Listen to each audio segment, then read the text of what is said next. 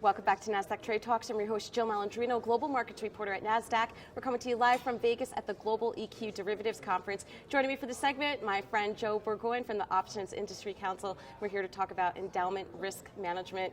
Joe, it's great to see you. Jill, great to be As with always, I mean, I think of you every time I see you at conferences when we first started with an iPhone rig at OIC in Scottsdale, so quite the way that we've come. And I want to talk about the OIC-sponsored research study, Endowment Risk Management. Tell us more about that. Fantastic.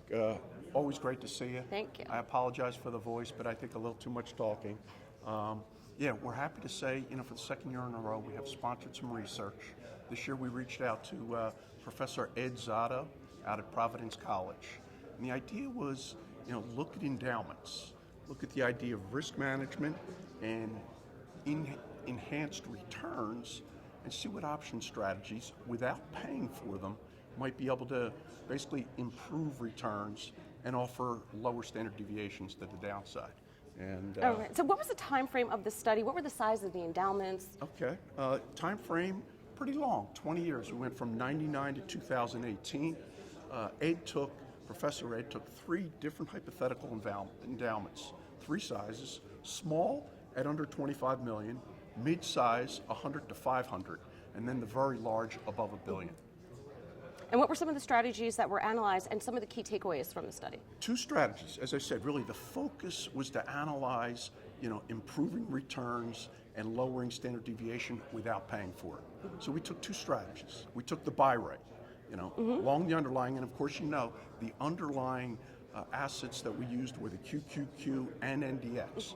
That replaced the equity portion of the various endowments.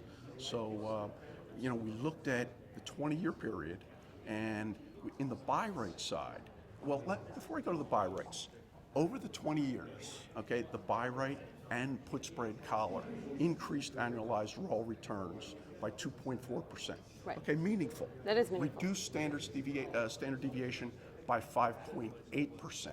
Okay, that's without getting into the endowment portion, of the analysis. The strategies themselves. Let's go to the buy rate. 1 month call.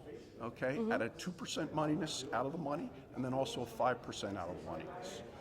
On the put spread collar, we sold front month calls, 2%, 5% out of the money, and then on the long put side, we bought 2% and 5% out of the money and sold 10 and 15% out of the money. So a lot of numbers, right. A lot of numbers, but the bottom line, all of this was done for a credit.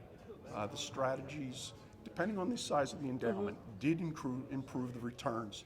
Generally on the buy rate side, close to 1% a year, basically 0.8, 0.7, and 0.6% each year were the improvements, with the buy rate, with the various side strategies, endowments. All right, now, how can people get a copy of the study and take a look at all the different graphs and the analysis that's in there? Because I have a copy of it right here. It's quite extensive. Well, 2 ways.